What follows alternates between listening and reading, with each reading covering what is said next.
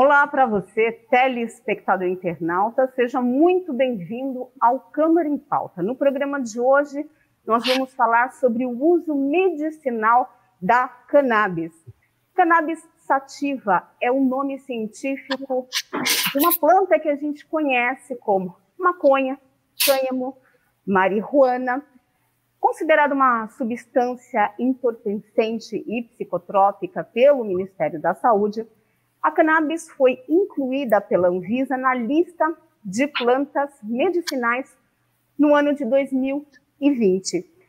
Neste ano, 2021, a Comissão Especial da Câmara Federal de Deputados aprovou um projeto de lei, o 399 de 2015, que legaliza o cultivo da cannabis no Brasil para fins medicinais, veterinários, científicos e industriais.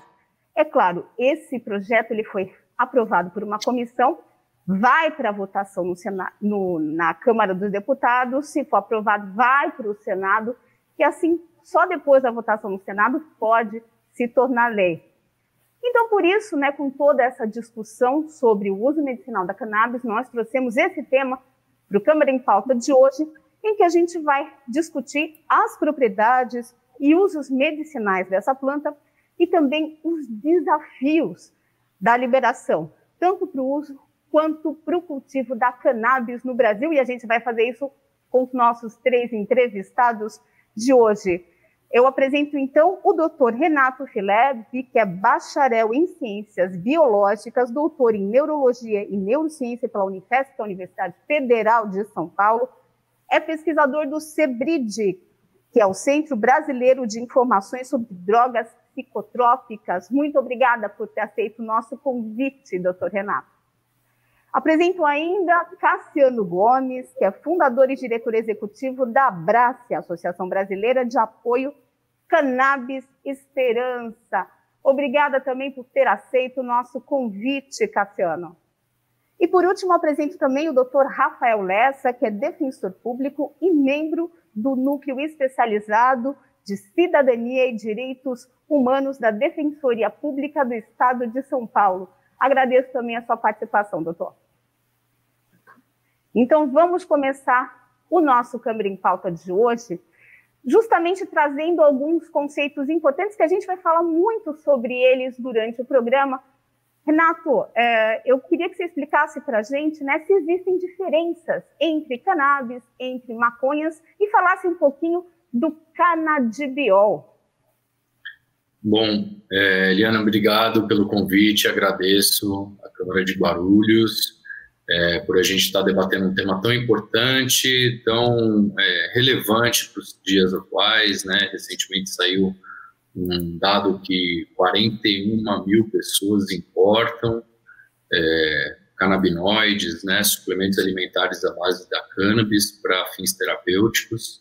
Além disso, temos aqui o Cassiano, com a experiência das associações aqui no Brasil, um volume muito grande de pessoas que vêm buscando, demandando dessa prática terapêutica, E a cannabis, então, ela é uma planta, é uma planta do gênero cannabis, são diferentes variedades dessa planta, e algumas variedades, que contêm um teor de THC elevado, são consideradas maconha, e as plantas que têm um teor baixo de THC são consideradas cânhamo. Ambas as plantas são cannabis, tanto a maconha quanto o cânhamo, eles fazem parte, eles são, vamos dizer, subdivisões ali das plantas do gênero cannabis. Você falou de THC, o que é essa substância? O THC, o tetrahidrocannabinol, ele é um dos canabinoides, que é um dos componentes da planta, como o cannabidiol, CBD, que você comentou. Então, a planta ela tem mais de 500 moléculas que compõem a planta, dentre elas uma grande família de canabinoides com mais de uma centena de moléculas, dentre elas o THC e o CBD, e entre outras, E, além dessas, tem os terpenos, flavonoides, outras moléculas que compõem a planta e que também possuem, né, efeitos quando ingeridas, né? Então, a gente está falando de um fitocomplexo, né, que tem uma série de princípios ativos que podem atuar no nosso organismo, proporcionando efeitos terapêuticos ou outros efeitos, né? Agora eu queria entender um pouco, né, Cassiano, como que a Abrace se formou. Vocês tinham muitas dificuldades, por exemplo, de ter acesso a cannabis medicinal? Conta pra gente por que vocês decidiram se unir, né, famílias se unirem para tratar desse tema. Bem, tudo nasceu, né, da base da necessidade. A gente tinha necessidade do medicamento. Minha mãe precisava, alguns familiares da minha família, eu tenho epilepsia, e tudo começou em 2013, quando eu tive que minha mãe, ela teve um problema de saúde, ela teve que ficar internada, problema respiratório, e havia suspeita de câncer no pulmão dela. O médico já tinha me alertado, disse que nada tinha que fazer e enviou ela para casa. Em casa, ela não conseguia comer, não conseguia se alimentar. Já fazia 5 dias que mamãe estava em casa e já estava pedindo para voltar para o hospital. Eu tinha morado nos Estados Unidos, eu sabia que a cannabis era boa para câncer, e aquilo era a minha última esperança. E assim eu fiz. Eu comprei 50 gramas de maconha no tráfico, aqui na minha cidade, né? Fui para a cozinha e fiz o óleo, né, na forma mais rudimentar que pode ser feito, que é através, né, de maceração. E foi assim que eu fiz. Quando eu terminei, eu esperei ele esfriar, né, e ministrei a minha mãe, e ela, com uma hora, ela teve uma resposta. Ela foi para a cozinha lavar os pratos. Ou seja, ela saiu da cama, ela vestiu uma roupa, ela psicologicamente estava já diferente. Depois foi para o Facebook, e a partir dali iniciou uma nova fase na vida dela. Ela começou a comer, ao ponto de que ela ganhou 5 quilos. Ela teve que trocar todas as roupas dela. Naquela época, ela até discutiu comigo, porque o que eu estava fazendo com ela era engordar ela. Mas, brincadeiras à parte, ela foi o meu motivo número 1. E a partir de 2014, eu vi falar, né, saiu no Fantástico, o caso de Catiele, que a maconha, né, tinha uma substância chamada CBD, que naquela época a gente acreditava que era bom apenas para epilepsia. E foi aí que eu busquei o CBD nos Estados Unidos. A gente fez algumas importações, e a coisa toda foi se avolumando em 2015, até que eu consegui 300 pessoas importando esse CBD, e todas elas tendo os mesmos problemas. Algumas perdiam a mercadoria, outros eram apreendidas, outros tinham que pagar impostos, e aí veio o dólar, né? Na época da Dilma, o dólar deu uma subida, e aí todos nós entramos em desespero, porque a gente não ia mais garantir o acesso. Foi aí que eu me propus, né, de assumir a responsabilidade de fazer o óleo, né, e testá-los neles, né, e daí tudo começou. Foi um desespero que a gente tinha naquele momento, de que a gente não ia poder mais continuar, e aí, naquele momento de desespero, a gente aceita qualquer coisa, né, e foi aí que aconteceu. E essa foi a história. Isso, as crianças foram cobaias, né?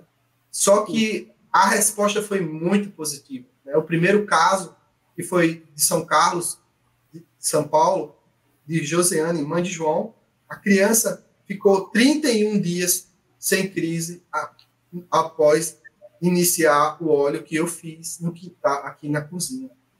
Então, foi uma resposta que me encorajou bastante a continuar, a cometer o crime, né? E até que a gente entrasse com ação judicial lá para 2017, em abril de 2017, quando nós conseguimos ajuizar a ação na Justiça Federal aqui na Paraíba. Então a gente vai continuar, e eu vou aproveitar que você falou de ter que entrar com ação na Justiça para passar a nossa conversa aqui para o doutor Rafael Lessa, pelo que a gente viu, né, várias famílias tinham necessidade de fazer a importação da cannabis, né, justamente para fins medicinais, e tinham dificuldade, né, não conseguiam importar, e também algumas delas precisavam cultivar. Doutor Rafael, explica para a gente do ponto de vista jurídico, por que tanta dificuldade? Bem, primeiro agradecer o convite da TV Câmara para estar aqui hoje. É uma grande alegria dividir aqui o espaço com o Renato, com o Cassiano. Nós vivemos nas últimas décadas, né, praticamente todo o século XX, no contexto do que a gente chama de proibicionismo, né? Algumas substâncias selecionadas, podemos dizer mais ou menos arbitrariamente, mas temos aí todo um contexto geopolítico por trás, né? Algumas substâncias foram proibidas, né? Tanto internacionalmente, né? A partir da ONU, e nos diversos países aí do mundo, né? E dentre elas a cannabis, né? Foi colocada aí no rol de substâncias proibidas, cujo acesso era completamente vedado, e a política destinada a esta planta foi a da proibição completa e a do encarceramento, né, de quem fizesse plantio, uso, manejo de qualquer forma desta planta e das substâncias retiradas dela, né? Então, isso gera ainda uma coisa que a gente tem chamado de tabu criminal, né? Nós vemos estas substâncias como coisas proibidas criminalmente e que dão cadeia, né? De modo que nós temos dado passos ainda pequenos, né, na regulamentação. O tratamento mais avançado da questão coloca ela nesses termos, né? E exemplos aí como esses que o Cassiano colocou, né, são essenciais, e a justiça tem olhado para isso e permitido, então, o cultivo, né, e o manejo dessas substâncias, apesar da proibição legal que ainda existe, né? Então, também foi mencionado aí no começo da apresentação que existe um projeto de lei, né, na Câmara dos Deputados. É muito importante que a gente tenha uma regulamentação vinda do Congresso Nacional, né? E isso ainda não temos. Se trata aqui então, de uma matéria contra-majoritária, né, que tem aí uma séria dificuldade de alcançar, então, um consenso aí no Congresso Nacional, mas é muito importante que isso siga adiante. Não havendo este consenso atualmente, juridicamente, a estratégia para lidar com esse proibicionismo, né, foram os habeas corpus preventivos, né, tanto aí no caso da associação, né, ação coletiva, quanto os casos individuais em que se ingressava com habeas corpus individuais preventivos para que a justiça então desse aí um salvo-conduto para que essas pessoas pudessem então manejar essas substâncias sem serem criminalizadas, né? Porque pelo artigo 33 da Lei de Drogas, qualquer tipo de manejo, plantio dessa substância, ela é considerada crime, né? Mas nós fazemos toda uma análise aí do bem jurídico que está em jogo, que é a saúde individual, né, dessas pessoas, e este bem jurídico ele se sobrepõe ao ao bem jurídico que seria tutelado, supostamente, pelo proibicionismo, mas que também as discussões mais avançadas atualmente são no sentido de que não é tutelado, que é o bem jurídico da saúde pública. Né? Saúde em primeiro lugar, né, doutor? Doutor Rafael. Isso. Bom, foi bem rápido, a gente fez esse primeiro bloco para a gente entender um pouquinho qual que é a situação, né, da cannabis. Depois eu vou conversar com o Renato sobre a pronúncia, porque eu estou falando cannabis, vi ele falando cannabis, vi o doutor Rafael falando cannabis, e a gente vai falar de novo sobre isso, a gente vai continuar discutindo mais no próximo bloco. Então, você que está acompanhando o programa, não saia daí.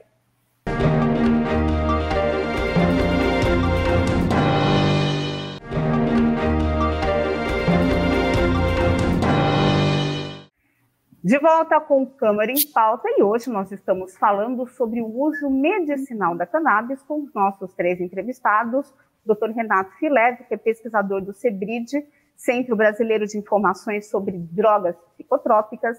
Estamos também falando com o Cassiano Gomes, que é fundador e diretor executivo da Associação Brasileira de Apoio Cannabis Esperança, Abrace, e também com o defensor público Rafael Lessa, que é do Núcleo Especializado de Cidadania e Direitos Humanos da Defensoria Pública do Estado de São Paulo.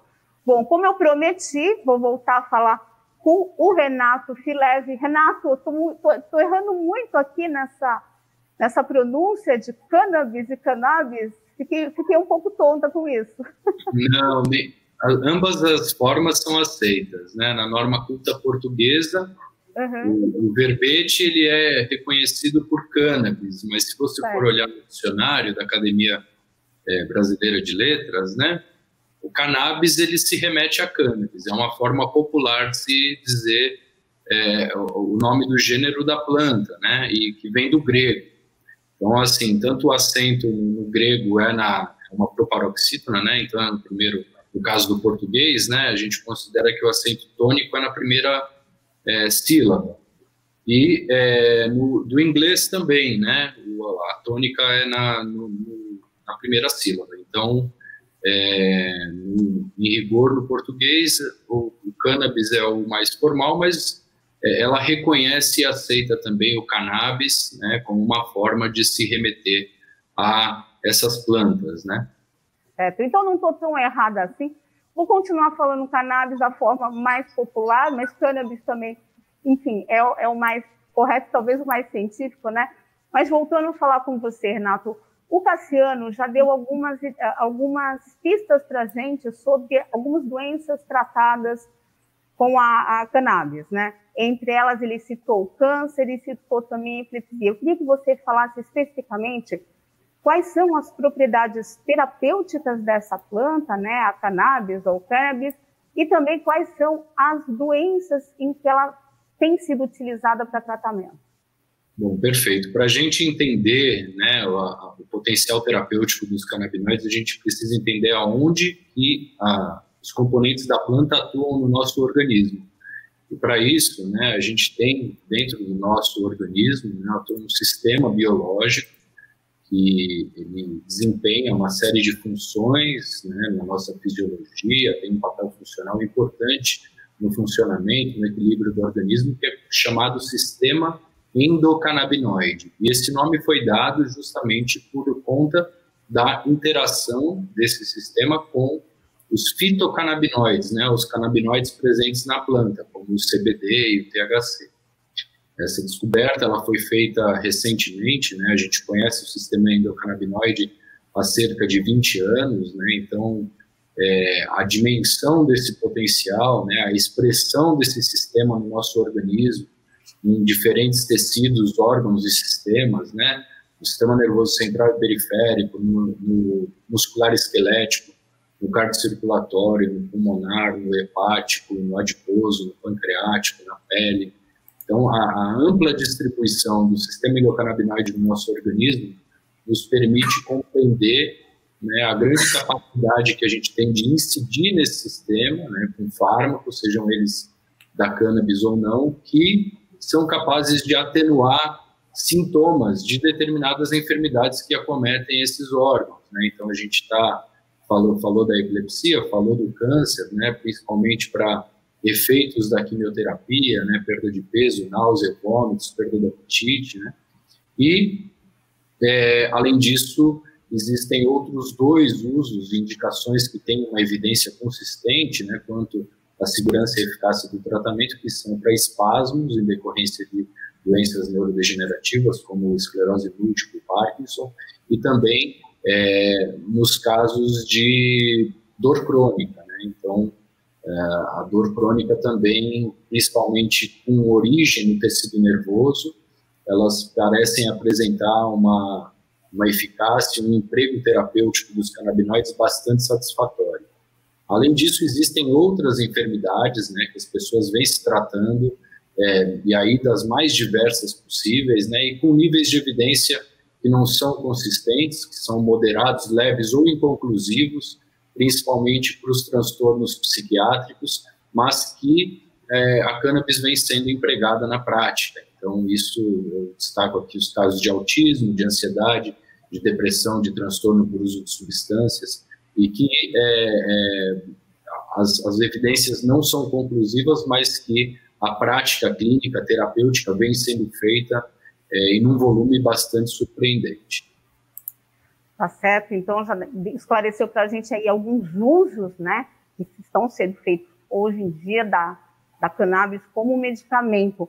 Agora eu queria perguntar também para o doutor Rafael Lessa. Doutor, você estava falando do projeto que é o PL 399 de 2015, aquele que eu comentei no início, né, que foi aprovado por uma comissão especial da Câmara dos Deputados e que libera o cultivo e a comercialização para uso medicinal, veterinário, industrial e também científico da cannabis, né? O senhor falou que esse projeto ele é muito importante. Eu queria que o senhor falasse um pouco sobre qual seria o impacto caso ele fosse aprovado aí pela Câmara e depois pelo Senado, e claro, se for aprovado por essas 2 casas, ser sancionado pelo presidente. Qual seria o impacto disso do ponto de vista jurídico?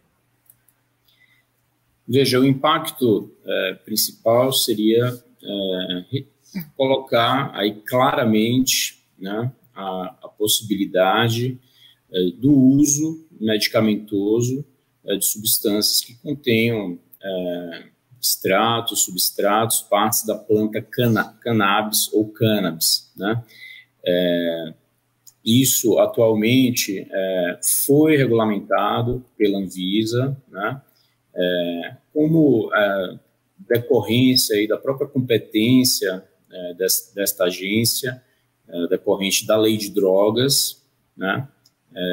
Mas ainda se trata de uma regulamentação tímida, né? E me parece que a prova disso é ainda a dificuldade de acesso, né, a medicamentos à base dessas substâncias vindas desta planta, né? Então, existe uma importância aí de política pública mesmo, de que essa lei seja aprovada para dar um impulso, né, a essas questões que, como o Renato estava explicando, já tem uma base científica, né, e a total proibição da substância aparece como inadequada, né? Isso vinha do contexto da lei de drogas, nossa, né? Quando ela foi aprovada criando um sistema nacional de políticas públicas sobre drogas, né? Mas os maiores investimentos nesta questão foram na criminalização, né? Foram na repressão, nas polícias voltadas a reprimir o tráfico ilícito, né? Então, a legislação de drogas do Brasil, né, a lei nossa de 2006, ela traz uma abertura já para que a questão seja tratada com base em evidências científicas, né? Inclusive, a própria lei coloca a possibilidade de a União autorizar o plantio, a cultura, né, de vegetais como a cannabis para uso medicinal e científico, né? No entanto, as regulamentações da Anvisa, né, vieram nos últimos anos e, como eu falei, de forma ainda tímida, né? Então, o Congresso Nacional se debruçando sobre essa questão, né, de forma mais consistente, nos levaria aí a um passo adiante, né? Já que, por essas aberturas dadas pela lei de drogas, a União não conseguiu ainda avançar nesse tema.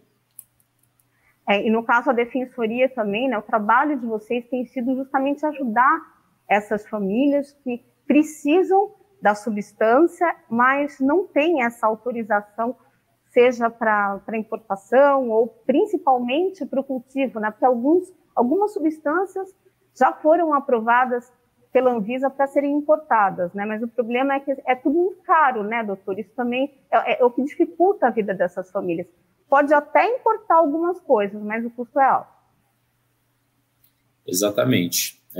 Então, a atuação da Defensoria é voltada, né, ao nosso público-alvo, a população de baixa renda, que não tem condições de pagar advogado para acessar a justiça, né? E, nesses casos, então, a atuação principal é, como eu já mencionei, a via do habeas corpus, né, que é um reconhecimento da justiça de que a pessoa que está manejando essas substâncias não está praticando crime, né? Então, ela não pode ser abordada por um policial, a polícia não pode entrar na casa dela, né? E alegar um flagrante delito, porque essa pessoa tem uma autorização da justiça para fazer isso. A justiça já reconheceu que a pessoa não está praticando crime, né? Então, a via do habeas corpus preventivo serve para isso. E uma outra via de atuação é a busca judicial, né, para que o poder público financie, então, a importação desse tipo de medicamento quando a pessoa não tem condições de pagar, né? Então, pela via do SUS, né, a justiça também pode obrigar, seja União, Estado, a custear, né, a importação desses medicamentos quando há prescrição médica. Certo. Então, a gente falando dos custos altos, né? E aqui o Cassiano, que representa uma instituição que faz o cultivo e também transforma, né, a planta em alguns medicamentos, né, pomada, spray e óleo, né, Cassiano? Eu queria que você falasse para a gente como que a Abrace faz esse processo de produção, envase, e também quais são para quais doenças vocês produzem esses medicamentos, para quais doenças eles atualmente são aprovados para utilização? Nós temos desde doenças neurológicas, a doenças psicológicas como depressão, ansiedade, temos inúmeras doenças. Eu demoraria, acho que o dia todo para citar todas as condições que chegam até a gente, já sem esperança, né, porque já tentaram, a maioria das vezes já tentaram de tudo. E então o que a gente tem feito é aumentar a nossa produção, diminuir a questão dos custos para o associado, e hoje a gente consegue fornecer o acesso com um custo muito menor do que o óleo que tem na farmácia. É bom que se diga que hoje o óleo de cannabis já é vendido na farmácia, mas é um custo muito elevado. Qual o custo médio disso? Na ordem de R$ 2.500. Realmente é um custo bastante elevado. E como que vocês conseguem, qual que é o preço que vocês conseguem fazer, por exemplo, para o público em geral? Bem, o acesso hoje está entre R$ 220. Então, a gente tem garantido o acesso também para pessoas hipossuficientes. Nós temos mais ou menos 2.000 famílias que recebem gratuitamente. Então, nós temos cumprido o papel da associação, né? E que sabemos que quem era para cumprir era o Estado. Mas as ações de fornecimento, elas não param de chegar. devemos ter mais ou menos 10 ações de fornecimento pagas pelo governo do estado de cada cidade, né? E algumas pelo SUS. Então, nós temos aí a noção de que o acesso ele precisa ser universal, ele precisa ser de baixo custo, de qualidade. É bom que se diga de qualidade, porque o que se exige, né, no Brasil não se exige lá fora. Então, a gente percebe que tem muita empresa fazendo envios para o Brasil e não cumprem com as mesmas rigidez, né, da legislação brasileira. A Abrace hoje está passando por essa inspeção da Anvisa. Nós temos o nosso lado da produção sendo fiscalizada. A gente até mesmo hoje está sofrendo com isso, porque alguns produtos não vai poder mais continuar, como é a pomada, já que a Anvisa, na sua RDC 327, não permite, né, que produza pomada. Então, a gente está fazendo... Eu me sinto uma rolha numa garrafa, né? Eles estão tentando empurrar ela, então é difícil a gente, principalmente sendo uma associação, ter que cumprir uma legislação tão rígida, né, feita para a indústria farmacêutica. Como que foi esse processo para conseguir a autorização do cultivo da cannabis, sendo que vocês são a única instituição que pode plantar cannabis em solo brasileiro? Bem, não é verdade que somos a única. Hoje, né, já temos outras associações, temos a PEP no Rio de Janeiro, temos a Cultive em São Paulo, temos a AME em Recife, todas já com alguma autorização, ou algum recurso para poder operar. Nós conseguimos essa autorização graças, eu acredito, né, a beleza da peça, né, a beleza da causa. Né? Nós estávamos ali lutando pela vida, né? Nós estávamos cometendo um crime, nós estávamos salvando pessoas, salvando vidas, e eu acredito que a magistrada ela entendeu aquilo como um direito bom, né? E ela aí concedeu, né, a autorização liminar em 2017. Isso é a sentença em novembro de 2017.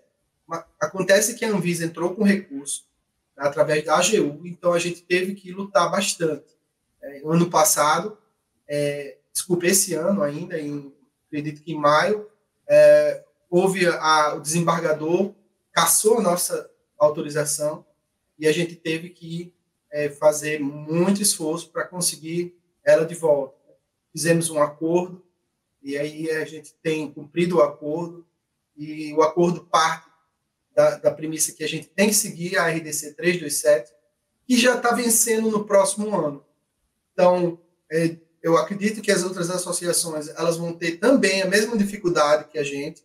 É por isso que eu acredito que o projeto de lei 399 ele vem para dar um fôlego, né, uma regulamentação que vem para dar um espaço para que as associações tenham legitimidade e não precisem recorrer para a justiça para que elas possam existir. Bom, a gente vai continuar falando sobre o uso medicinal da cannabis no próximo bloco. Eu já aproveito para me despedir do Dr. Rafael Lessa, que tem um compromisso. Doutor, muito obrigada pela sua participação no Câmara em Pauta. Eu é que agradeço, muito obrigado pelo convite, fico à disposição, peço desculpas que eu vou ter que me retirar agora para uma audiência.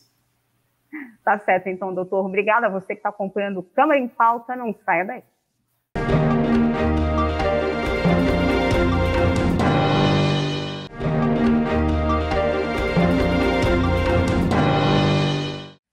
De volta com o Câmara em Pauta, nós estamos falando no programa de hoje sobre o uso medicinal da cannabis. E nesse terceiro bloco, estamos com os entrevistados Renato Filep, que é pesquisador do CEBRID, Centro Brasileiro de Informações sobre Drogas Psicotrópicas, e também com Cassiano Gomes, que é fundador e diretor executivo da Abrace, que é a Associação Brasileira de Apoio à Cannabis Esperança. Doutor Renato, a gente gostaria de saber, até para tentar desmistificar um pouquinho a forma com que as pessoas olham para os medicamentos à base de cannabis. A gente queria saber se esses medicamentos causam algum tipo de dependência. Olha, bom, primeiro que, assim, né, existem formas de você permitir o acesso a componentes da cannabis ou da cannabis, né, para fins terapêuticos e não necessariamente apenas em medicamentos, né. Então, o trabalho que as associações fazem, né, o Cassiano, ele tem um trabalho de uma natureza de tentar se aproximar, né, a Anvisa lá impeliu ele a fazer isso, né, a transformar o seu produto em medicamento, mas outras associações, né, com volume menor de atendimento a pessoas, eles fazem um produto artesanal, né, que não necessariamente passa por todas as especificações e exigências da agência, né, por isso que, de fato, a gente precisa ter uma regulação ampla, inclusive respeitando o associativismo, né, associações privadas que se reúnem com laços de solidariedade, empatia, afinidade para produzir para uso, consumo próprio, né, os extratos, os produtos à base da cannabis. E esses componentes, né, são diversos, né, a gente tem o caráter personalizado do sistema endocannabinoide, então cada indivíduo, talvez com a mesma enfermidade, pode apresentar demanda por canabinoides diferentes, diferentes variedades da cannabis e perfis de canabinoides e de terpenos para apresentar os efeitos desejados, os efeitos terapêuticos. E aí a gente pode haver um risco aumentado, né, dos transtornos em decorrência por uso da cannabis de variedades com teor mais elevado do THC. Tá? Não é comum a gente apresentar, ver, né, pessoas que usam para finalidades terapêuticas, inclusive por conta da via de administração ser muitas vezes por via oral, então não é comum pessoas que usam para fins terapêuticos apresentar transtornos em decorrência do uso. No entanto, para quem faz o uso social, o uso adulto da cannabis, a gente sabe que cerca de 9 em cada 100 pessoas que consomem apresentam problemas em decorrência do uso. Então, vamos dizer, um evento adverso, né, um efeito colateral desse consumo. Esse nível, né, esse índice de transtornos por uso da cannabis, ele é bem semelhante ao uso de outras substâncias como inalantes, cafeína, benzodiazepínicos, né? Então, é um teor, assim, não tão preocupante quanto de outras substâncias, quanto o álcool e o tabaco, por exemplo. Quais seriam esses efeitos adversos? Bom, a cannabis ela pode apresentar alguns eventos adversos, né, dependendo do perfil de canabinoides que está sendo empregado na terapia, né. No caso das pessoas que usam para fins terapêuticos, distúrbios de sono, distúrbios do aparelho gastrointestinal, distúrbios cutâneos podem acontecer. São raros, né, não são eventos comuns, mas que são percebidos, né, são relatados na clínica. E no caso das variedades que contêm um teor mais elevado de THC, alguns transtornos, né, psiquiátricos, por exemplo, como aumento da ansiedade, paranoia, surtos psicóticos, quadros de dependência, baixo rendimento escolar, estão associados ao uso de variedades com altos teores de THC, principalmente quando esse uso ele é um uso social. E lembrando que o uso social, salvo em algumas localidades, como Canadá, Uruguai, alguns 18 estados dos Estados Unidos, Luxemburgo, algumas regiões do planeta que esse uso é permitido, a outra grande maioria o uso é proscrito, né, é negado. Então, sendo assim, a gente está computando, né, esses eventos adversos a partir dessa dinâmica biopsicossocial, onde a gente tem que considerar que a cannabis segue proibida, né? Talvez num cenário regulado, alguns desses eventos adversos seriam minimizados e poderiam aparecer outros, né, como é o caso nos Estados Unidos de ingestão acidental, né, de comestíveis à base de cannabis, sobretudo por crianças e animais de companhia, né? E também questões de manejo de automóveis, por exemplo, né? Assim como o álcool, ele tem uma negativa, né, do manejo de automóveis, os canabinoides eles também poderiam ter que entrar em algum tipo de regulação em relação a isso.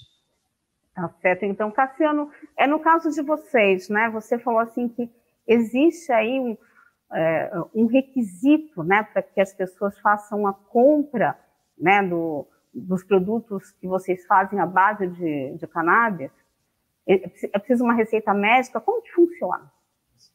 Bem, a Justiça 2017 ela já determinou que nós seguíssemos a mesma regra da importação, a qual tem que haver a receita médica e o laudo, né, além do uso compassivo, ou seja, que o paciente já tenha tentado todo tipo de tratamento sem ter sucesso. De lá para cá, a gente vem fazendo dessa forma. Acontece que agora estamos impelidos pela Anvisa a cobrar a receita azul, né, pelo nosso óleo. E isso nos traz uma certa dificuldade, porque nós temos 28 mil pacientes, né, utilizando hoje o óleo de cannabis, e fazer com que 28 mil pacientes, da noite para o dia, tenham que trocar o tipo de receita é inviável. Além do mais, nosso produto ele tem mais de 0,2 miligramas de THC, o que configura ele como uma receita amarela, que é mais difícil ainda por ser mais rígido o controle. Então, eles estão comparando o nosso produto com morfina. E isso que é o problema no Brasil. Considerar que a cannabis ela tem o mesmo perigo, a mesma substâncias que possam causar morte, né, com o seu excesso. A gente não tem nenhum caso de pacientes ligando entorpecidos, pacientes com algum tipo de efeito colateral, né? Então, eu tenho essa noção desde o início, porque desde o início eu acompanho os pacientes e a gente percebe que a única coisa que faz mal é realmente essa proibição, essa dificuldade que nós temos para fornecer, para produzir, né, para usar, seja ele de forma social ou medicinal. Então, é esse o grande problema. Certo. Agora, a única coisa, assim, a gente está chegando no finalzinho do programa, eu queria fazer uma pergunta para vocês dois, eu gostaria que vocês fossem bastante breves. Como que a gente consegue acabar com a desconfiança das pessoas em relação aos tratamentos, aos medicamentos à base de cannabis? Renato? Bom, o uso da cannabis para fins terapêuticos ele é milenar, cerca de 5 mil anos que o primeiro registro desse uso foi praticado. Apenas no século XX foi proibido, né? Até então, grandes laboratórios farmacêuticos como Merck e Lilly produziam diversas formulações, apresentações de uso de cannabis para fins terapêuticos, e isso vem sendo retomado graças à descoberta de um sistema que você tem aí dentro de você, que se chama sistema endocannabinoide. E essa capacidade da gente incidir com fármacos, né, nesse sistema, ele pode propiciar a melhora de sintomas de uma série de enfermidades, sobretudo aquelas crônicas de difícil controle pelos medicamentos de referência. Então, se você ainda não conhece o sistema endocannabinoide, busque saber, busque estudar e compreender, porque o potencial é muito grande e está muito além da cannabis, da planta, dos seus efeitos euforizantes. Cassiano, então, como que a gente consegue acabar com a desconfiança desses medicamentos feitos à base de cannabis? Bem, eu tenho uma tática muito simples, que é utilizando, né? Então, algumas famílias já não tinham mais esperança, e quando utilizaram com a sua mãe, com a matriarca da família, e viram o resultado, toda a família mudou de ideia. Então, é através do uso medicinal, né, nas famílias que eu tenho visto, juízes, médicos, políticos, entre outros, né, tipos de pessoas nessa sociedade, mudar de ideia, mudar o preconceito. Então, utilizando o que a gente realmente vê que não existe um bicho papão ali, não existe uma droga ali, mas existe sim qualidade de vida, e isso está sendo subtraído da sociedade por uma razão muito obscura, né, por mais de 100 anos. Sabemos que o lucro tem um grande papel nisso tudo, e nós estamos aí com a regulamentação diferente dos outros países, com as associações tendo um espaço, talvez seja uma regulamentação mais social, e aí sim a gente vai conseguir uma democratização do acesso. Certo. Gente, chegamos ao fim, então, do programa. Muito obrigada pela participação de vocês. Espero que a gente tenha conseguido esclarecer um pouquinho sobre o uso medicinal da cannabis para os nossos telespectadores e internautas. Eu agradeço vocês e também agradeço a sua audiência, você que acompanhou a gente até agora.